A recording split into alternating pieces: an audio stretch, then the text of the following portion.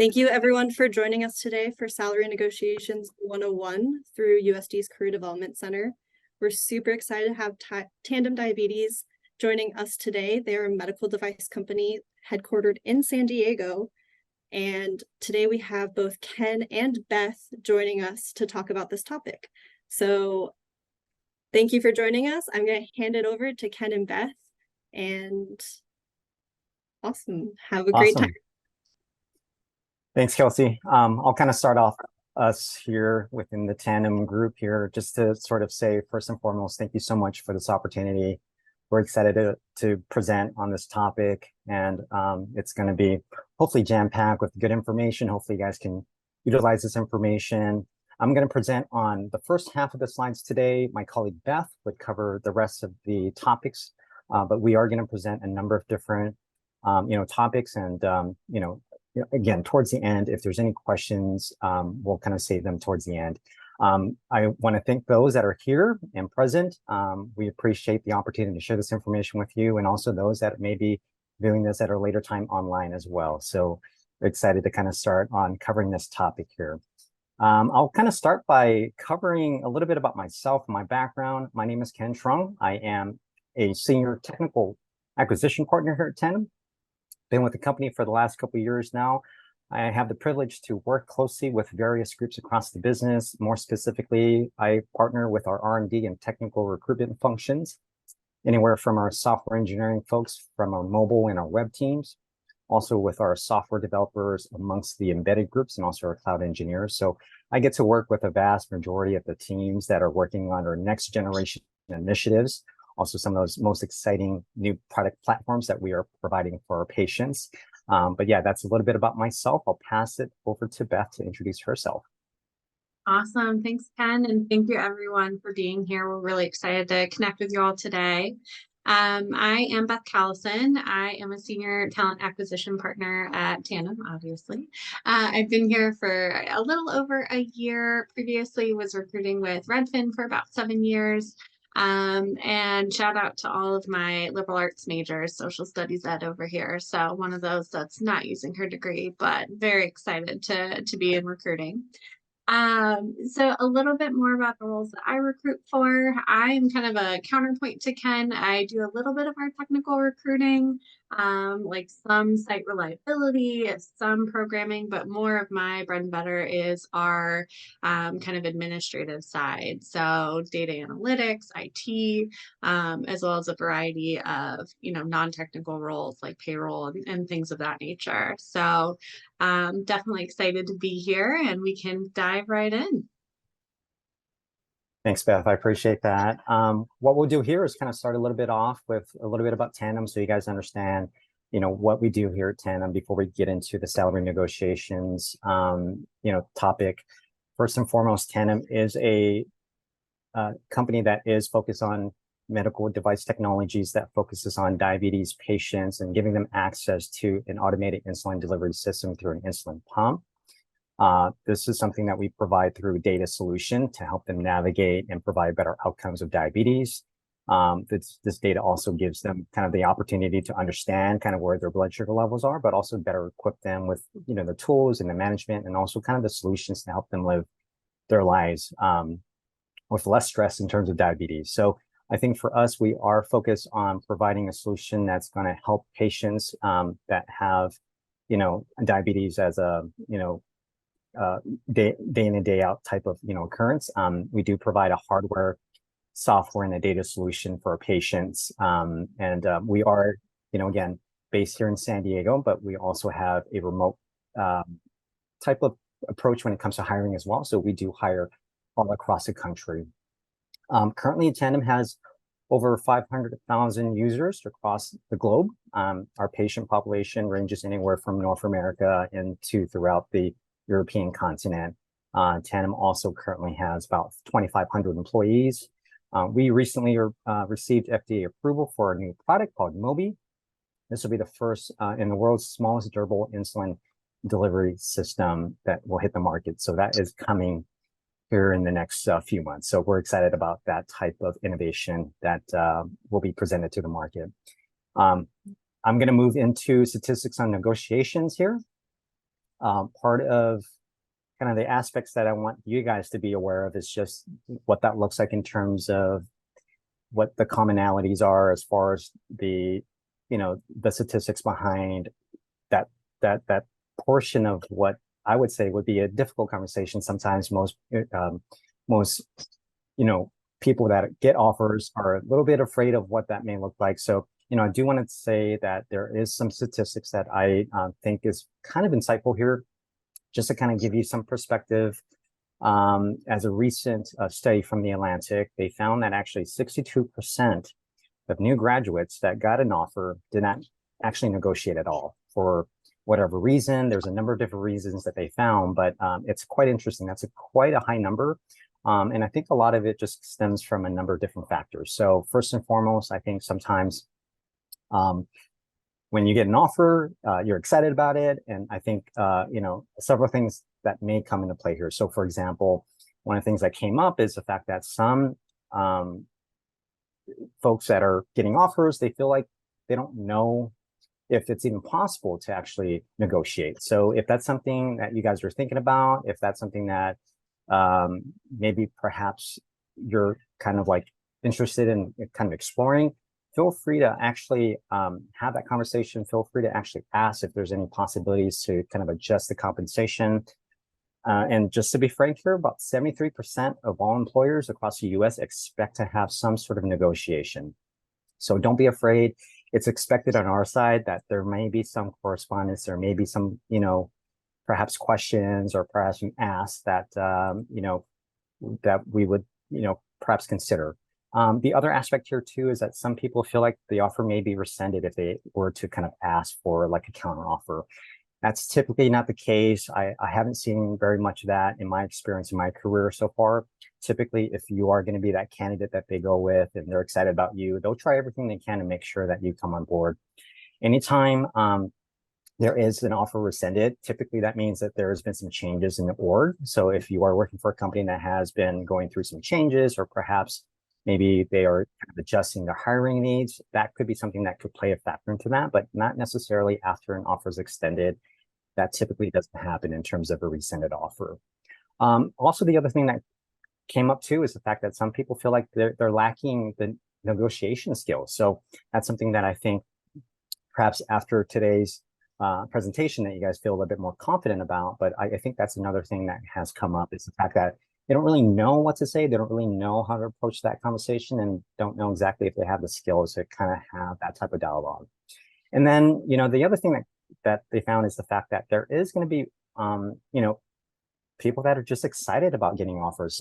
As you graduate and as you look at getting your first job, your first professional, actual job, it's exciting. It's something that I think, for one, it's a huge accomplishment. It's kind of like your next chapter in your life. And there's a lot of excitement to that. Sometimes you don't think about the fact that perhaps there could be some other aspects that you could also perhaps look into in terms of negotiation. So if you're happy with the offer, totally makes sense if you want to accept it. But I think, the common theme is the fact that they were just happy just to get an offer, which I think, you do have to know a little bit about your worth, and I'll kind of speak to that here in a little bit. But I think those are some of the reasons that they found why recent graduates have not, gone through kind of a negotiation in terms of their salaries. The other numbers here that I'll cover is that half of the applicants, over 55% of candidates, don't actually negotiate their salary. So that's quite high as well. So it's kind of a norm, but I would say that it's okay to sort of have that type of dialogue if you see there's reason for that. It looks like men are a little bit more, forthcoming in terms of the negotiations, and women are a little bit more apprehensive. And based on the stats that we found, also kind of a generational kind of aspect as well. Most boomers seem to be more forthright in terms of providing some sort of, correspondence in terms of negotiation, while others that are a little bit younger, like in the millennial generation, tend not to negotiate. So just some interesting facts for you guys to consider and look into. The other thing that I would say here is just remember that your compensation on an annual basis typically has an increase of 3 to 5%. The the opportunity for you to bring yourself in at a higher range when you start your career is going to pay off dividends down the line. So that's just kind of a tidbit for you guys just to think about as well. And, again, knowing your worth, which I'll cover here in the next slide. Last but not least, it's okay if you start, the negotiations and there's some pushback and it's a no. That's okay, as long as you're having that conversation, having that ask. It's fine. I think the best thing is that you do have an offer and that's in hand. So that's kind of the thing that I would say, is that it's okay if you do get a no. Going into knowing your worth in this next slide here, I'll cover a few aspects of what that looks like here. There's some great tools that you guys can use. Understanding your value, understanding what your marketplace may say in terms of what you can expect as far as your offer is pretty important. So I think kind of these sites that you have access to that's listed here, those are some good reference points. But a couple of things I want to say about that. One is just knowing your number, just know exactly what that looks like for yourself, know like what that bottom number is going to be. So have a firm idea as far as what that looks like, and you can use these tools to really kind of decipher exactly what that may be for you. The other thing too is just having a broad understanding of the range that you may be working with. Having a good idea as far as what that looks like is also going to give you a little bit more confidence as you talk to employers about what they're looking at offering. So having a general idea of the market will be very helpful. The other kind of aspect here that I want to mention is that if you're going to different industries may have different salary bands. It's just really going to depend on what you're looking at in terms of kind of the area of focus that they're in. So for example, you may find like nonprofits or perhaps startups may kind of like have a different scale that they may use. They may not have the resources to pay perhaps closer to market rate. Or if you work for like a government entity, or if there's any interest there, their scales might be a little bit skewed. So I think if you kind of take a look at it from that perspective, understanding kind of which industry you're targeting would also help you sort of understand what that bottom number or what those numbers may look like for you. And the other thing that I would say here is that pay transparency has been pretty much, a hot topic here in California. There's also other states across the nation that has implemented pay transparency. So you will see on job listings, employers will put down the range that they're willing to pay for that position. So that's another way for you to take a look at what the market rate could look for you. That's also an approach that I would say could help you understand exactly how to narrow down that number for you. So having kind of that approach could help you sort of understand what that looks like. And also what I would say is that there is going to be some employers that put down a range that could be super wide. So use your discretion when you come across a posting that has a broad number. Just keep that in mind. They may be sort of like giving you that range just because they can, but not necessarily not giving you kind of that direct number, which I think could take place as you move along in the hiring process. So some other items here that I want to cover is just the aspects of these tools. For example, Indeed, I think that's a great source. Salary.com is a great source. Salary.com, what's great is that they have different levels that you can look into. So let's say, for example, you're a financial analyst. You want to take a look at the different levels that they have. They may kind of spell that out for you where they have different levels. You can see the differences in responsibilities and also what is offered in each bracket. So that could be something that you can definitely leverage on salary.com. Payscale.com is pretty great too. They have over 54 million curated data points from, employees, and they have 16,000 unique job titles. So that's another great resource as well.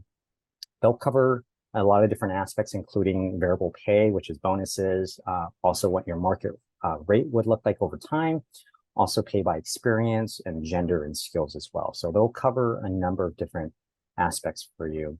Salary Expert is also pretty good as well. They'll give you kind of a breakdown of what you can expect as far as your salary within a certain area where you live, and also the level of experience that you have and the skill sets that you have. And so they can kind of help you sort of navigate that as well. What's kind of interesting is that they also have data from the Economic Research Institute, which actually has been collecting compensation data for the last 30 years. So that's a great resource. The other resources here, I would say LinkedIn, Glassdoor, those are great as well. So yeah, just kind of use those tools. I think that would really help you guys out in terms of understanding what that rate could look like for you guys. I'm going to go into recruitment interactions here and the mechanics of that. Typically what I would say here is usually when you have your application out, it's best to make sure that you focus on certain skill sets that you have that would best suit your particular background and shoot for those jobs that are going to be more aligned with your skill set. So concentrate on those jobs, be a little bit more poignant, be, looking at those, specific types of roles that may fit your background. That's the best, strategy that I would say that would give you the most, hits back, in terms of your application. It's probably not the best approach to just kind of spray yourself everywhere and just try to apply as much as you can. That usually doesn't account for a lot of turnaround. So just kind of keep that in mind. When you have that conversation, if you get that email or call to consider your candidacy, usually that next conversation, that first interaction is with an HR partner or perhaps a talent acquisition partner.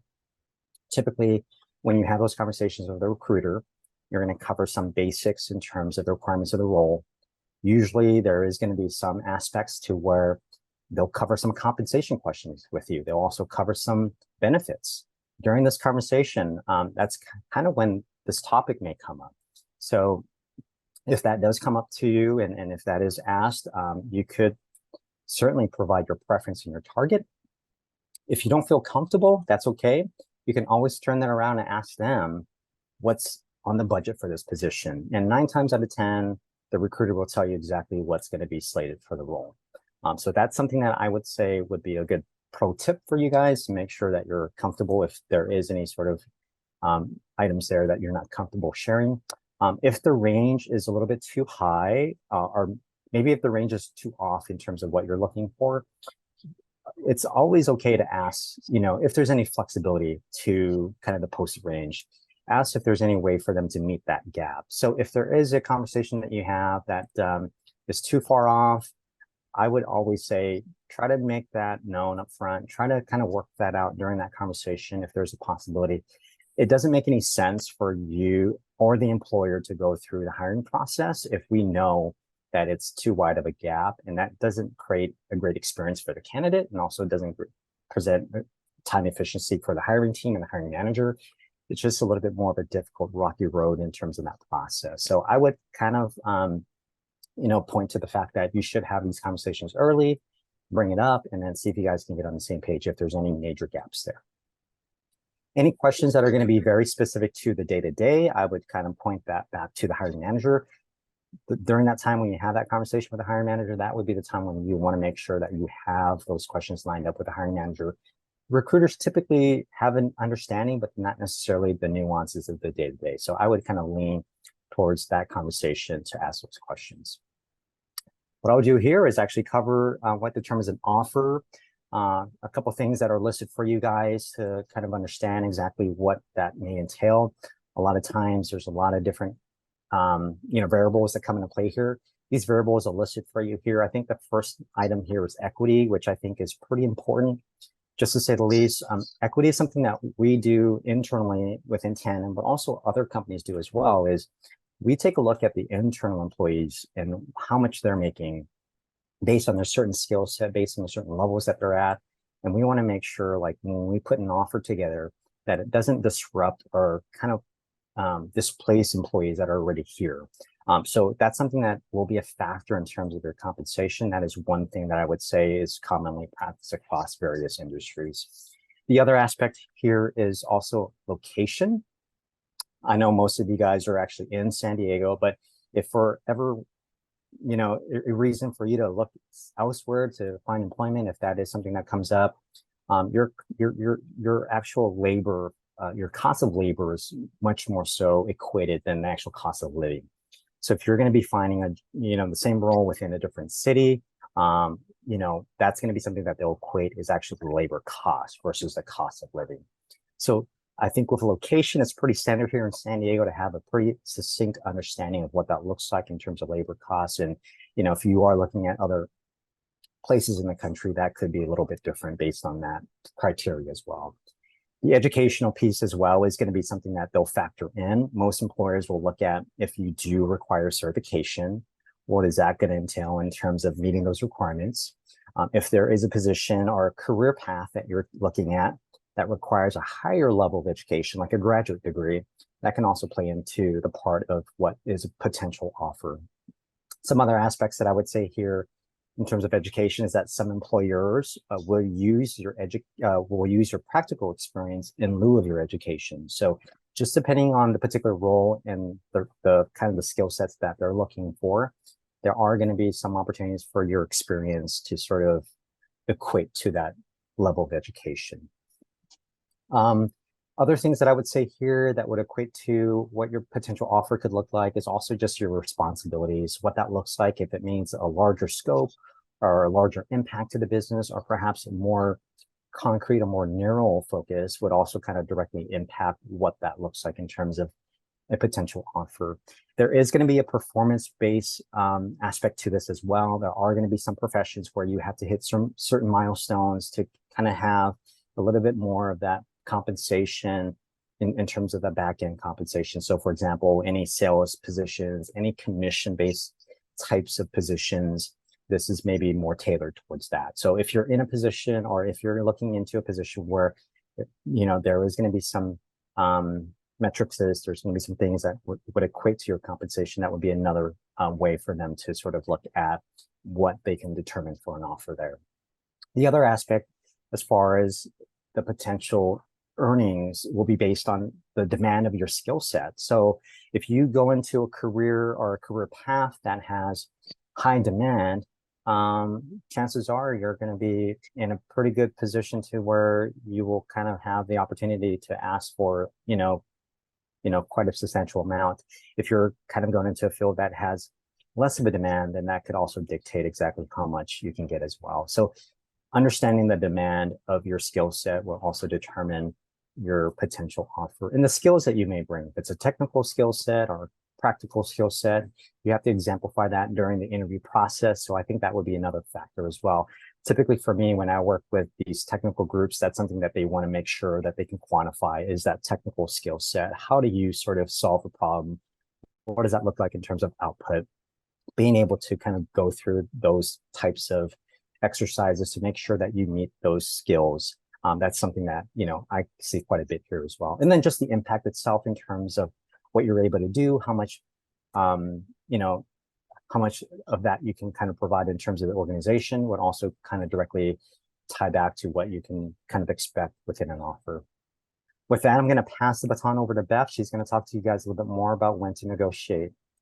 Awesome. Thank you, Ken. I loved everything that you shared with the group here, and I'm excited to dive in. So when to negotiate, there's different stages, I would say, of the negotiation process, but definitely a variety of times and places to start this conversation. So it starts even as early as in the application process. Looking at, as Ken mentioned, pay transparency. So looking at the posted range for a job description, does that match what you're putting in your application? Recruiters are going to review if there's a question on the application about your goal comp. Is that in range, close to the range, or totally outside of the range? That might be, varying how they follow up with conversation or further steps.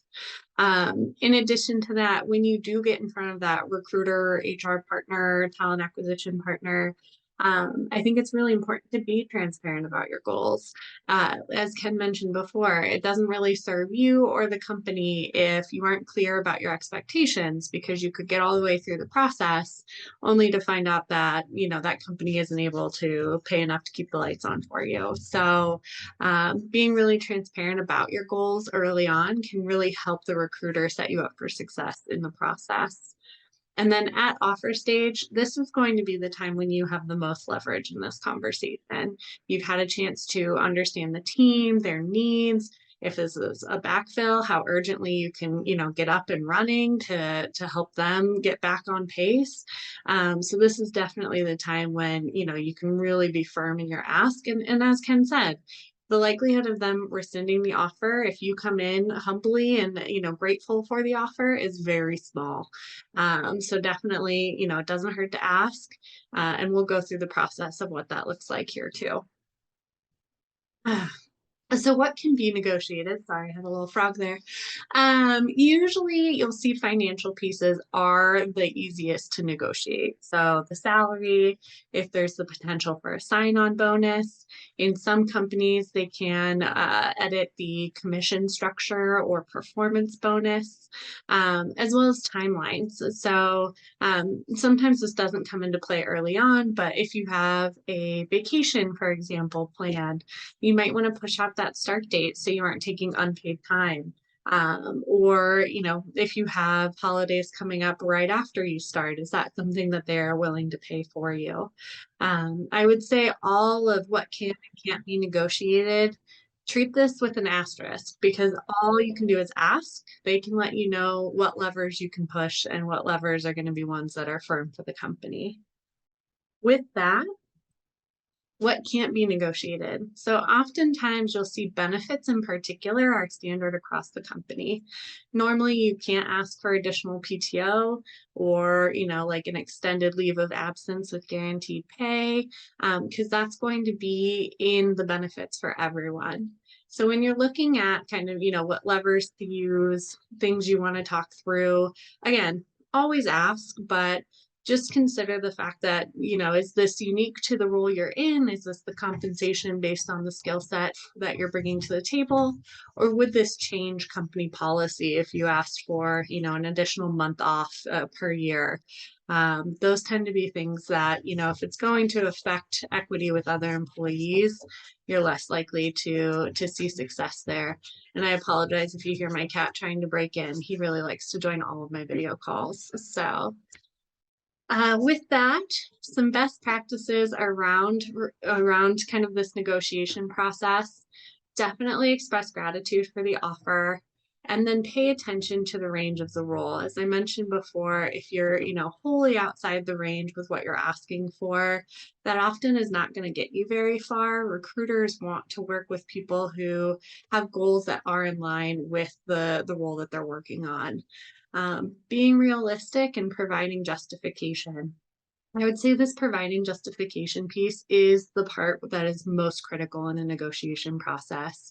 The more tools you can give the recruiter to bring back to the hiring team or HR team that is reviewing this negotiation, the better. So talk about things like, if you have that unique skill set, as Ken mentioned, knowing your worth, knowing how urgent they need this role filled, knowing the breadth of the requirements of the role. Is there an on-call piece?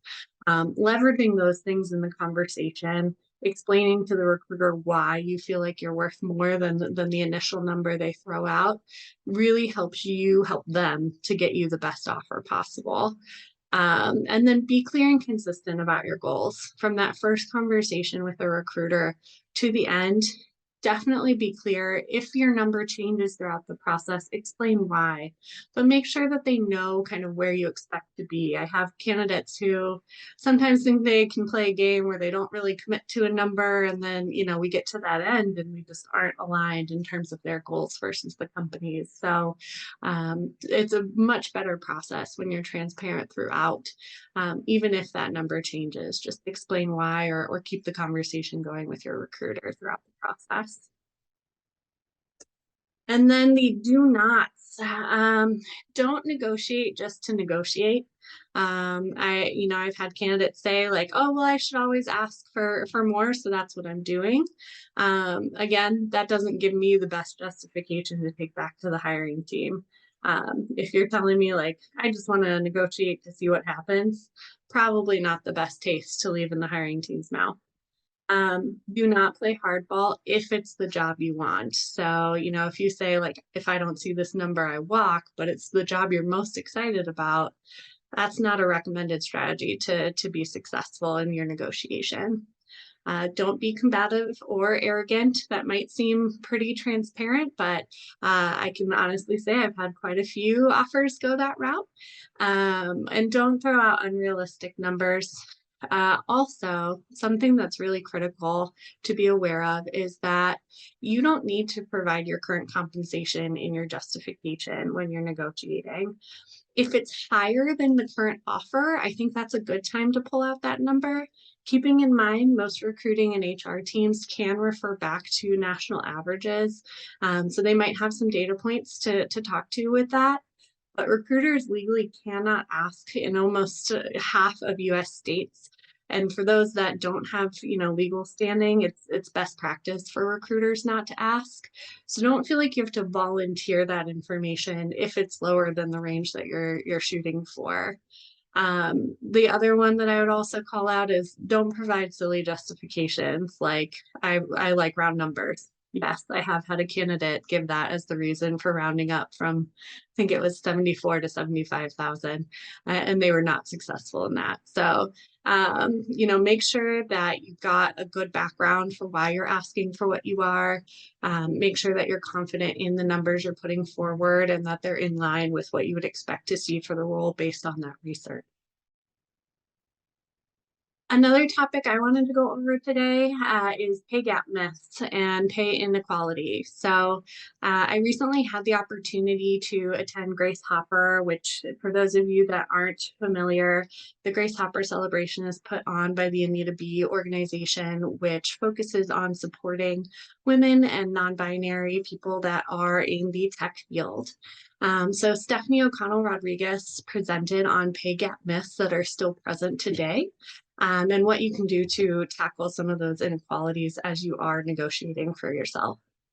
The first gap that I wanted to cover is that a lot of people believe the pay gap is in the past, when in fact, pay gap and pay inequality has stalled in terms of how closely we've come to equity. We are seeing it expand again, so it is definitely not gone. It's in fact picked up a bit in more recent years. What this looks like, good news for those of you that are about to graduate, at entry-level positions, we tend to see the most equality. But what's unfortunate is that within 3 years, we have found that men made more 75% of the time. With that, pay gaps grow over the course of a woman's career.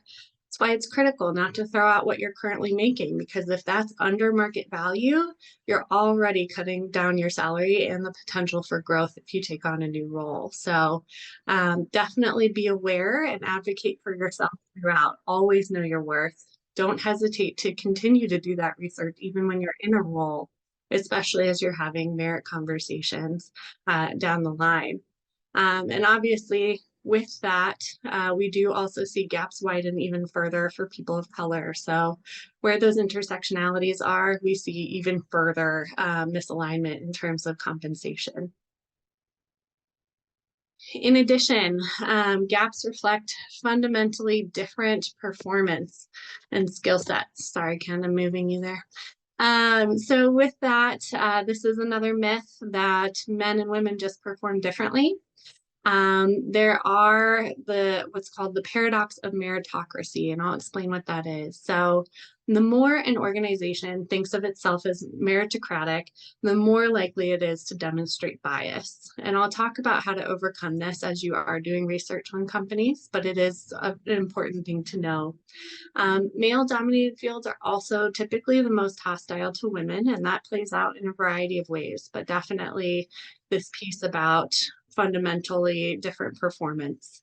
In a variety of studies, it's been shown that women have to work hundreds of more hours to get to the same executive level compared to male counterparts. So you can see over here in this graphic that, for 1 year worked as a white male, this is how much an Asian woman, white woman, Black woman, etc., have to work to equate to that pay. So definitely, when you look at the bottom there, a Hispanic woman has to work almost a full year just to catch up to a white male counterpart in the same role, which definitely is not great as you're looking to, close that gap.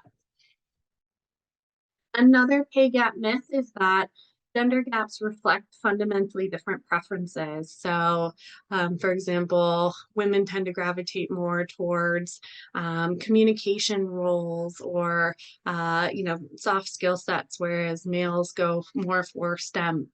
And that's just not the case. Women aren't less likely to join a field due to the requirements, but because of an environment that is hostile to women.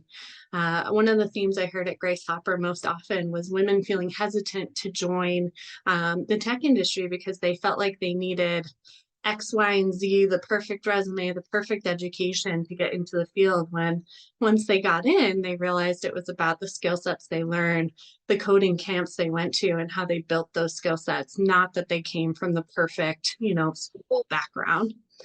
So beyond that, here's what works. Fill those pay gaps and issues there. Look for companies that are transparent.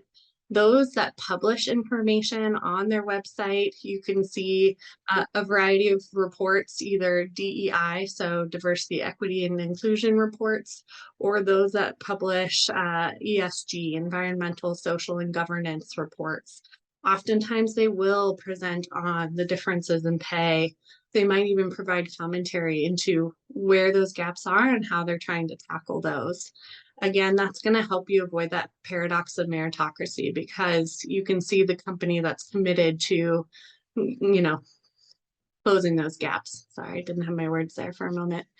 In addition, do some research into the executives, the leaders of the organization. LinkedIn is a great tool for this. You want to see representation. If there are women in positions of power, people of color in positions of power, those companies do statistically tend to be more equality driven.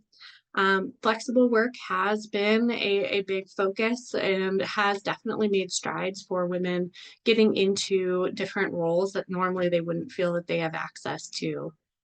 So if you can leverage a remote role, it's a wonderful opportunity to help kind of bridge that gap, and also to not deal with some of the costs incurred with going to the office, paying for parking, that kind of thing.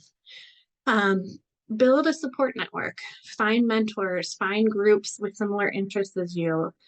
Quite honestly, when it came to Tandem, a lot of my negotiation came from my mentors and me going to them and asking, where should I be with my career? What should I be looking for? Having a sounding board on top of that research that Ken shared is really valuable, because those numbers and data that are on those websites, it's really helpful, but it doesn't account for what's going on in the market right now. Having mentors or having people in your network that are in the same field can give you that insight. Is this, an employee's market where you can pretty much ask for whatever you want in negotiation? Or is this more in the employer's favor right now? Having that context always helps the conversation. And as Ken mentioned, knowing your worth is critical. Do your research. It's definitely a lot more work, but as we've seen, the more you put into it, the less likely you are to have that wage gap. Gives you a lot more in your arsenal to negotiate and make sure that you're getting what you're worth in this process and throughout your career. So with that, we are at the end here. I'll go over kind of the bullet points. We have talked about negotiation statistics, knowing your worth, recruiter interactions, what determines an offer, when to negotiate, what can and can't be negotiated, and best practices in negotiating, as well as pay inequality myths and solutions. So with that, Ken and I would like to open it up to you all for questions. And Kelsey, if you want to shout out any that we got in the chat already. Yeah, thank you all. And can we give a big round of applause to Ken and Beth for all the work that they put into this and all the information that they shared with us. That was really great. I really loved the statistics and the process, the behind the scenes information you gave, and best practices. So thank you so much. Students, feel free to raise your hand, and I can call on you to unmute yourself and ask a question. And or you can chat the question in the meeting chat and I can read it aloud for you. I think one question to start us off while students think is, Beth and Ken, I know you touched on reasons to negotiate. So knowing your worth, knowing your skill set, everything of that nature. How would you suggest someone, or would you suggest someone to be utilizing personal things of, I just moved here, or I have a loan that was higher than I anticipated, anything of that nature? Would you recommend they use that in the negotiation? Would you tell them not to do that? What are your thoughts? Question. Ken, do you want to start, or do you want me to weigh in first? Yeah, I can start. I think for the particulars there, if you are in a position where you're relocating to a new area, I think that's something that you can certainly talk about in terms of needing help.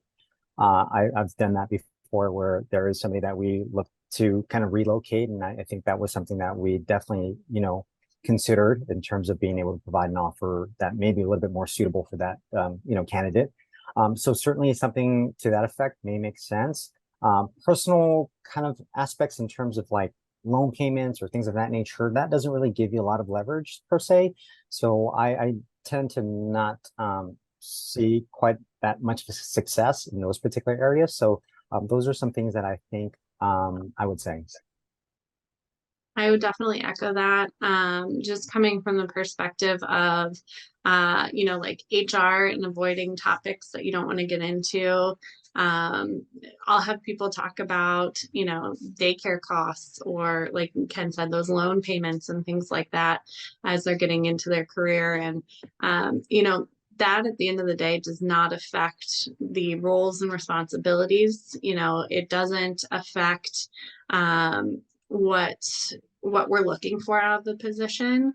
And unfortunately, in some organizations, it can weaken your stance. At a minimum, you can get into talking about personal things that recruiters and HR don't want to get into, some protected classes and things like that kind of make people uncomfortable. So, if it's something that affects the role, like having to relocate, definitely talk to that.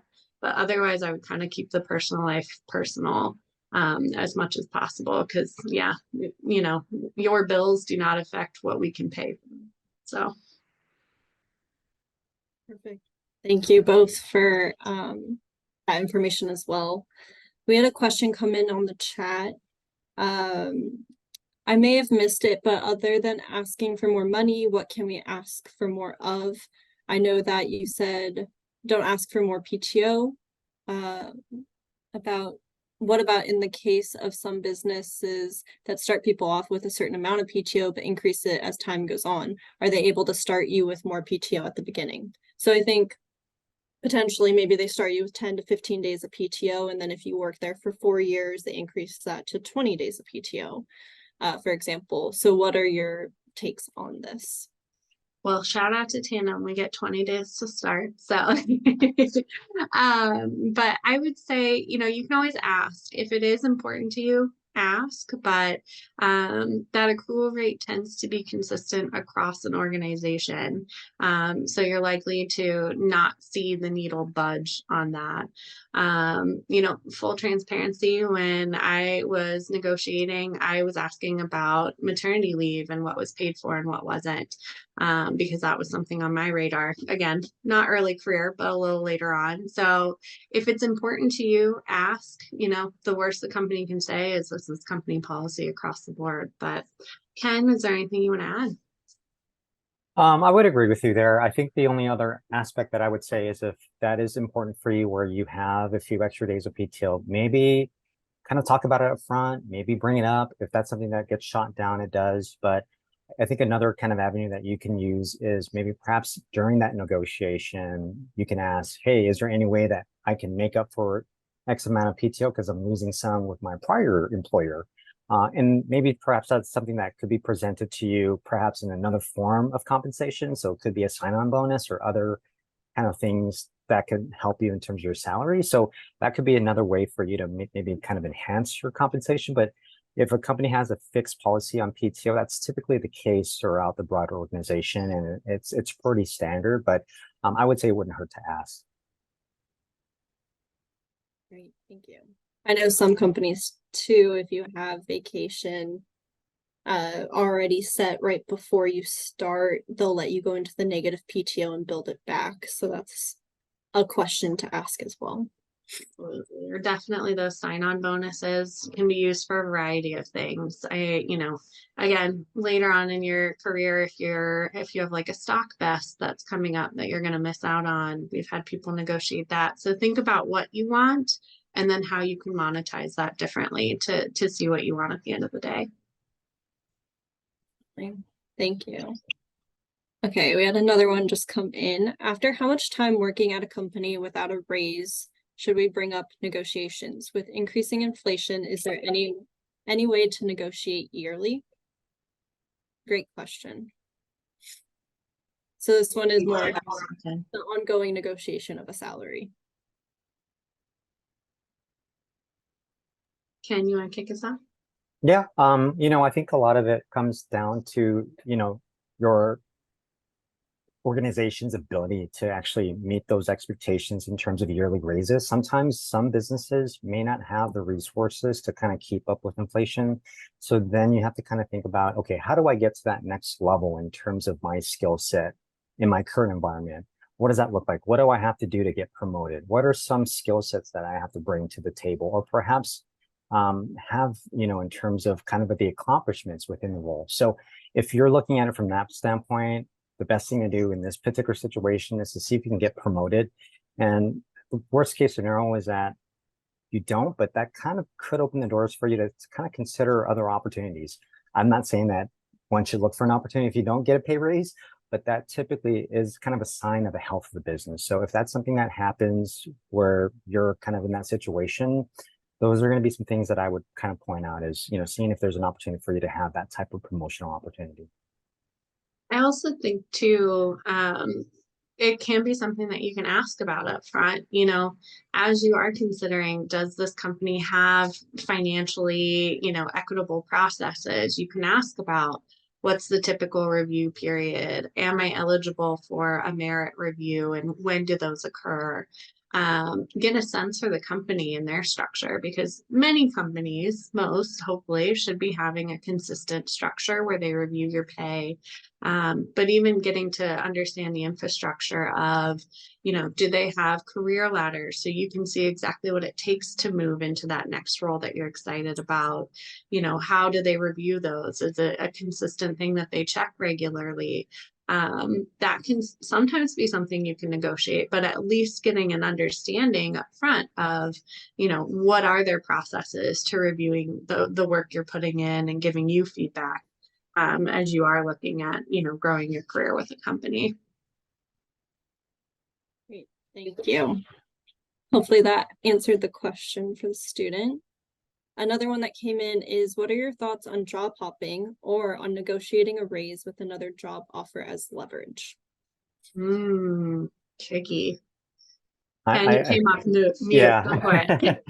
Yeah, I definitely think job hopping is not a bad thing, to be honest with you, especially when you're early in your career. Once you kind of pick up some of those skill sets, you can sort of leverage that background into perhaps another position and really sort of elevate your compensation. So I think for the most part, if you're kind of early in your career, absolutely something that I've seen quite a bit, and I don't think it's a bad thing, to be honest with you. I will say that as you progress later in your career, that tends to not look as good. So I would kind of focus on, building up those skill sets, being able to kind of like put yourself in a position where you're very marketable anywhere, and then perhaps going, about it in that direction. So I think in terms of like leveraging an offer, if you're getting one with your current employer, I tend to sort of lean towards don't do that, because if you're going to be like going through a process where you're actually going through an interview and trying to find a new job, that might be a sign that you may just want to leave. And so typically, that could be perhaps something that could turn around and bite you in the butt. But I would say I wouldn't sort of like, advise, for that. I would probably say if you do have an offer, seriously consider it, think about it. But I wouldn't use that to kind of counter with your current, employer. I'm of the opinion if they can counter the offer, they probably could have afforded to be paying you what you're valued at elsewhere earlier on. So to Ken's point, like if you are shopping around, that probably means that there's a reason for it. So yeah, I would typically not recommend getting an offer just to leverage it with your current company. It also can leave a pretty bad taste in someone's mouth if they are working to get you an offer, get you what you want. These, interview processes can take weeks to months depending on the role, and that's a lot of time to be invested with somebody for it to, be for you to intend to not take the offer. So I would not recommend that. In terms of job hopping, I would say some things to help if you are doing a lot of hopping, because some managers still have some concerns around that. If it's habitual, like if you've had a bunch of contracts, indicate that they're contracts so we can understand why you were only 6 months one place, 3 months another. Was it project based, that kind of thing? Definitely, I would say especially post COVID, we are seeing a lot more job hopping. So it's not something I shy away from. I do have some hiring managers that have concerns if it's like every single year on your resume going back 10, 15 years. So you want to see if it's habitual or just a couple short stints followed by longer periods of time, as Ken mentioned. But in this day and age, I do think long tenures are a lot more rare, just with how the work environment and culture has changed in recent years. So. Great. Thank you both for sharing that. And there's two questions that were kind of similar. And I think one you answered in the way of if you already have a job, should you be leveraging another job offer to increase your current salary? Did you touch on potentially if you're going through multiple interview processes with different companies at the moment, leveraging one job offer to maybe get your dream job that you're going for? Did you touch on that at all? If it's like a current I don't think we did, like leveraging multiple offers going on. Yeah. How do you feel about that? What are your insights? I'm a recruiter where I like more transparency. So I will ask a candidate up front, are you interviewing elsewhere? And I ask if Tandem is a place that you are most excited about, let me know about other offers. Let me know about your timeline, because I want to be, competitive if it's the best candidate for the role. So definitely, I think that's much more welcome, especially if you're, indicating your excitement about this company. I've had a lot of candidates say, I really want to come to Tandem, but I do have this other offer for more money, which is hard to turn down. That's a good approach rather than, oh, well, I'm worth this, so good luck. But Ken, do you have more you want to add there? I completely agree with you, Beth. I think, that's kind of the right approach. I think what I would say here is also like, if you do have kind of that one employer that you really want to kind of like come on board with, definitely use those data points that you have in terms of those other offers to kind of bring it back to them and say, hey, this is what I'm being offered. I would love to kind of work with you guys. Is there anything you can do here?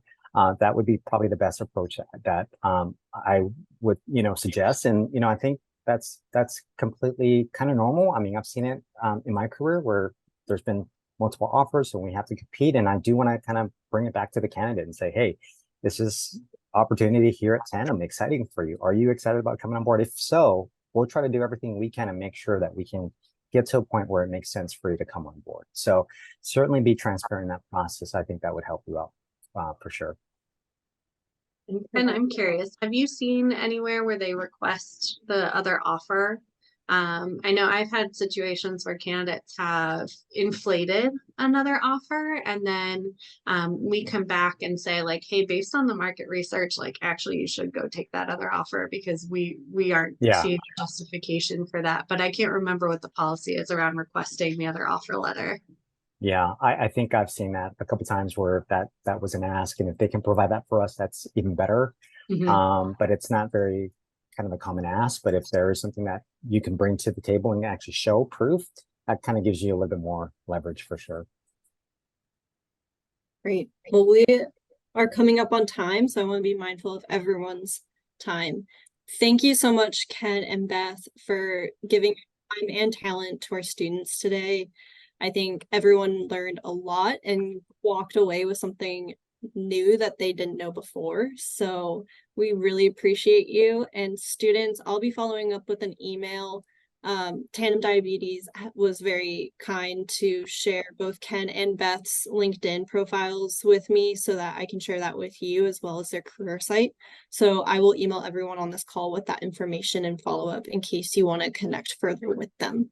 But other than that, thank you everyone for coming, and I hope you have a great rest of your Tuesday.